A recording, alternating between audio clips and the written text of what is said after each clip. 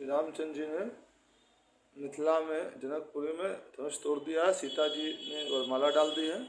उसके बाद महाराज जनक ने अयोध्या अवध को दूध भेजा है, वो दूध आया है, पूरी अयोध्या सज रही है। बस भरत जी को मालूम चला वो आए हैं तो वशिष्ठ जी और महाराज जनक ने बताया कि हाँ आपने जो सुना है वो सही सुना है तुमने।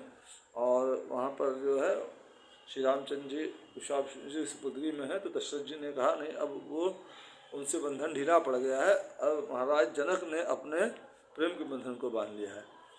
हे भरत तुम्हारे भाई को बस यह बाधा है आने में, मिथिलापुर में बंदी है रिश्ते के बंदी खाने। हे भरत तुम्हारे भाई को यही बाधा है आने में, मिथिलापुर में बंदी है रिश्ते के बंदी खाने में, इसलिए चलो साथियों से राघव को लेकर आएंगे, बंधन मजबूत अगर हो गया तो बंधा हुआ ही लाएंगे। इसलिए चलो साथियों के साथ राघव को राम को लेकर आएंगे, श्री राम को लेके आएंगे, अगर बंधन मजबूत होगा तो बंधा हुआ ही लाएंगे उनको वहाँ से। वशिष्ठ मुस्कुरा पड़े सुन दशरथ की बात, बोले तो फिर देर क्या सजाइए बारात। गुरु वशिष्ठ मुस्कुरा पड़े दशरथ जी की बात सुन करके और बोले फिर देर क्या है तब बारात सजवाइए तुरंत।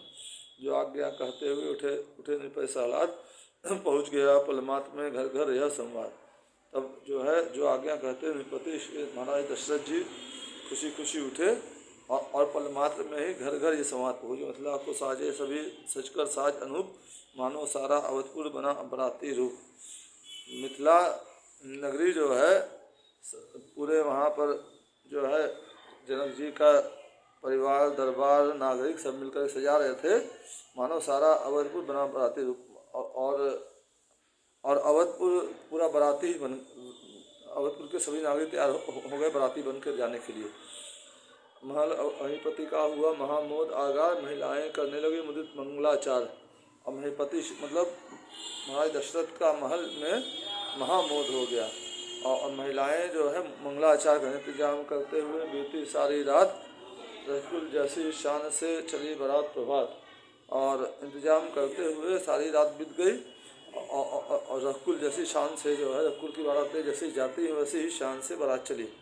पालकी ऊँट गजरथ तुरंग राशि सात से सजे हैं, द्विज ऋषि पुर परिजन मित्र सचिव सज सज कर जिनमें राजे हैं।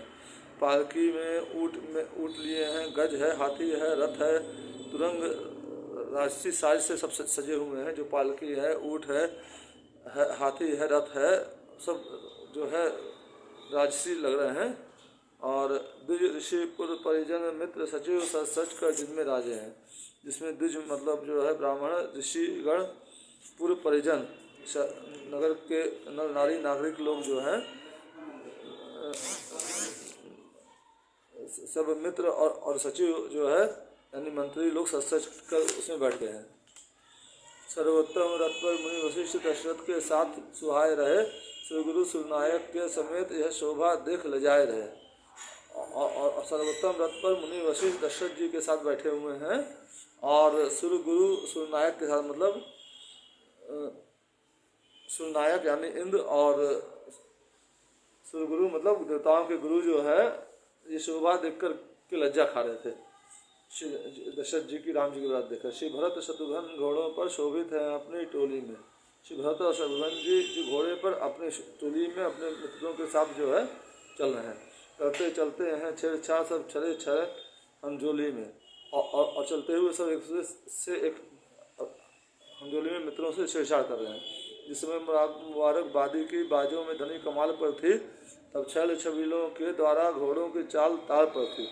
जिस समय मुबारक बादी बज रही थी, तुरही नगाड़े बज रहे थे, बाजों में कमाल की ध्वनि बज रही थी, तब छल छबीले जो थे वो एक दूसरे के घोड़े जो है को ताल पे चला रहे थे। मतलब जो बाजे बज रहे थे वो घोड़े भी डांस कर रहे थे। बारात ने कर जब श्री गणेश यात्रा का शंख बजाया है, घट भरा हुआ सम्मुख आया, श्यामा ने दृश्य दिखाया है। बारात ने जब चलने श्री गणेश किया, यात्रा का शंख बजा जो है चलने की तैयारी हुई, तो सामने जो है घट भरा हुआ मतलब घड़ा भरा हुआ आया और श्यामा गाय आई, उसने दर्शन दिया। तभी मीन नकुल लोवा आदि के मार्ग में मिलते जाते, दधी यानी दही और मीन मछली, नकुल और लोवा आदि मार्ग में मिल रहे थे, दूध दही का सामान वगैरह सब मिल रहा था। सुंदर मंगल में सभी शकुन सच्चे होने को आते हैं। सुंदर मंगल में सभी शकुन हो रहे थे जो है रास्ते में, बना दिए थे जनक ने बीच बीच वनवास, जाती थी करती हुई वही बारात निवास। और जनक जी ने अयोध्यापुरी से जनकपुरी तक पूरे रास्ते में जगह जगह जो है जनवासा बना दिया था। और यहाँ बारात जो है रात में विश्राम करते हुए जा रही थी। दोपहर में उनको भोजन पानी और थोड़ा विश्राम मिल रहा था। जाती थी करते हुए वहीं बारात निवास हुआ। पहुँचने का जब भी मिथिला में शुभ योग, भेंट सहित भेंटे तभी अगवानी के लोग। और जब मिथिला में पहुँचे शुभ योग हुआ तो भेंट के साथ सभी आकर के जनक जी ने पूरे सचिव और मुख्य नागरिकों के साथ आकर के मिथिला के मेन गेट पर जो है अगवानी की उनकी। देखा जने जनवासा परिमार्जित परम सुसज्जित था, जिसकी सुंदरता के आगे सुरपुर का आसन लज्जित था। सभी ने देखा कि जनवासा जो है परिमार्जित था, सुसज्जित था, और जिसकी सुंदरता के आगे सुरपुर का आसन भी लज्जित था, इंद्रासन लज्जित था। मानो त्रिभुवन का सौख्य वहाँ प्रस्तुत था मूर्तिवान होकर, मानो तीनों लोकों का सौंदर्य वहाँ मूर्तिवान होकर साक्षात था। या जगदम्बा की सब हरकत हाजिर थी मेजबान होकर। या जगदम्बा की मतलब जो है जगदम्बा यानी सीता जी की बरकत थी। सीता जी साक्षात लक्ष्मी स्वरूपा थी, तो वहाँ पर किसी के चरण कैसे हो सकती है। प्रचारक मंडल प्रेम सहित पहुनाई पूरी करता था, तन की सेवा के साथ साथ मन की परिचर्या करता था। परिचारक मंडल प्रेम सहित जो है पूरी सेवा कर रहा था, तन की सेवा के साथ मन की परिचर्या भी कर रहा था, मतलब उनकी सेवा भी हो रही थी। नाश्ता पानी खाने का इंतजाम, सोने का इंतजाम, पैर जमाने का इंतजाम, उनकी मन से सब चीज़ था।